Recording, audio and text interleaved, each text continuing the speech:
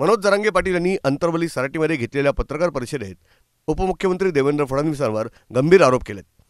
मराठ्यांना ओबीसीमधून आरक्षण मिळू न देण्यामागे देवेंद्र फडणवीसांचा हात असल्याचा आरोप जरांगे पाटील यांनी केला। या संदर्भात आज अर्थसंकल्पीय अधिवेशनाच्या पूर्वसंध्येला घेतलेल्या पत्रकार परिषदेत मुख्यमंत्री एकनाथ शिंदे यांनी सरकारची भूमिका स्पष्ट केली। मुख्यमंत्री एकनाथ शिंदे यांनी अर्थसंकल्पीय अधिवेशनाच्या पूर्वसंध्येला विरोधकांच्या भूमिकेवर टीका केली। त्याचवेळी सरकारने घेतलेल्या महत्त्वपूर्ण निर्णयामध्ये त्यांनी मराठा आरक्षणाचाही समावेश केला। मनोज जरांगे पाटील आणि विरोधकांनी सरकारवर घेतलेल्या आरोपांवर आक्षेपांवर एकनाथ शिंदे यांनी नाराजी व्यक्त केली।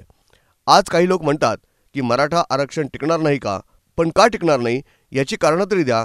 मराठा समाजाला दिलेलं आरक्षण कायद्याच्या कसोटीवर टिकणार आहे।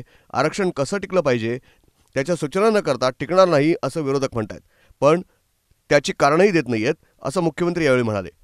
रिपोर्ट न्यूज डेस्क, महानगराची लाईफलाईन, मेट्रो न्यूज, मुंबई।